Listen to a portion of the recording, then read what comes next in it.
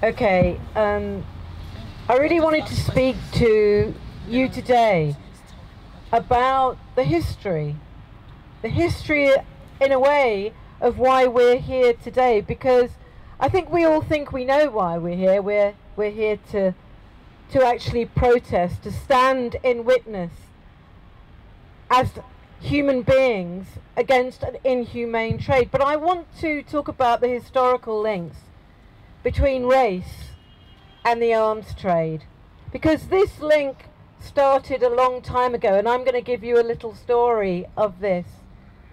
To the start of the global power network as it is now, the start of the great Euro-American empires, which actually began in the 15th and 16th century. Because what happened at that time, when Europeans went over to Africa, went to the Americas, we'll wait for that to pass. When they went over to Africa and the Americas, we're taught, aren't we, that they met primitive civilizations. And that's actually not true, because the cultures of the Americas and of West Africa, which is where they went, were pretty much the same technologically. In fact, in some things, certainly in textiles, in poetry, in metalwork, they were more advanced than the Europeans. But the Europeans brought with them certain things. I mean, some things, you know, were just there as part of European culture, and they helped to undermine these civilizations. And of course they were alcohol and European diseases. But what really gave Europeans the head start were the machines of war. And what do I mean by the machines of war? I'm talking about guns, I'm talking about cannons, and I'm talking about naval ships. And that's what gave Europeans the lead. But you know what? That wasn't quite enough. Europeans wanted a moral justification. They didn't just want to go and take over people's countries. They wanted to convince people that they had the right to do it. And so they developed a theory of race. And what did that theory of race say? It said that white people were the most civilized people on earth, that they were following the Bible, they were following God to go out and civilize the rest of the world, to bring progress to the rest of the world.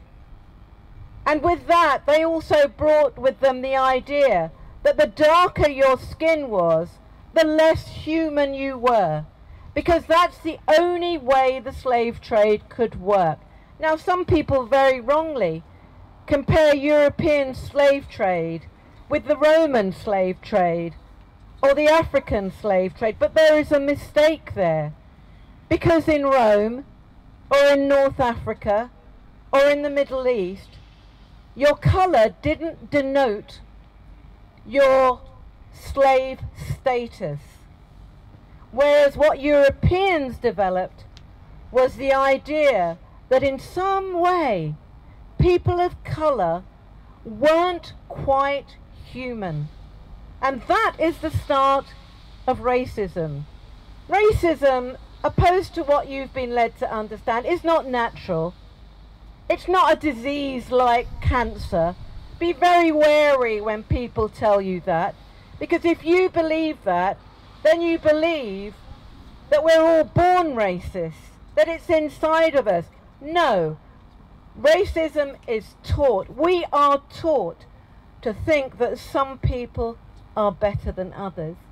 So now what we see today, now think about it, is the Euro-American empires using their weapons, using their military, not only directly themselves, but sponsoring their puppet governments, their so-called allies. They feed them with the arms to suppress their own population. And we in England accept it because somehow those people aren't humans like us. Those children who are ripped apart are not like us. Those people somehow have the actual right to be degraded and colonized by the Euro-American power and their puppet sponsors. So for me, if you're opposed to racism, you have to be opposed to the racist arms trade. So solidarity, and what we want is a better world, and we're here to fight for that better world. And part of that fight is anti-racism. Part of that fight is to be against apartheid wherever it is. And part of that fight is to try and stand up and say, no more war, no more weapons, no more merchants of death. Thank you.